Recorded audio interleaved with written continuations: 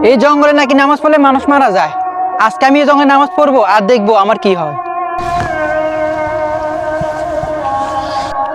আল্লাহু আকবার।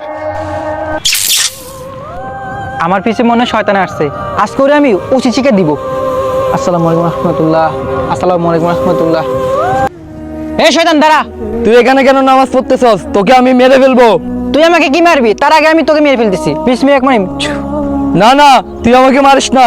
তোর যা লাগবে আমি তোকে দিব। ঠিক আছে, তোকে মারবো না, তাহলে তুই আমাকে কিছু টাকা দে। আচ্ছা ঠিক আছে, আমি তোকে টাকা দিচ্ছি। এই নে টাকা।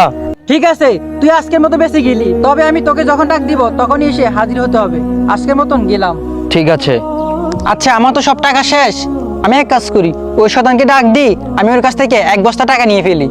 এই শয়তান, তুই কই আসছস? দ্রুত এখানে হাজির হ। এই শয়তান, তুই আসছস, দ্রুত আমাকে এক বস্তা টাকা দে। তোকে আমি কোনো টাকা পয়সা দিব না। কি বলিস? টাকা দিবি না? টাকা না দিলে তোকে আমি আজকে মেরে ফেলবো। বিসমিল্লাহ মানে। হ্যাঁ, আমার বিসমিল্লাহ কেন কাজ করলো না? ওই দিন তোর বিসমিল্লাহ কাজ করছে কারণ তুই ইমানদার ছিলি। আজকে তুই লোভে পড়ে গিয়েছিস, যার কারণে তোর বিসমিল্লাহ কাজ করেনি। আজকে তোর বিসমিল্লাহ আর কাজ করবে না। এখন তো তোকে আমি মেরে ফেলবো। আজকে তোকে আমার হাত থেকে কেউ বাঁচাতে পারবে না। হি হা হা।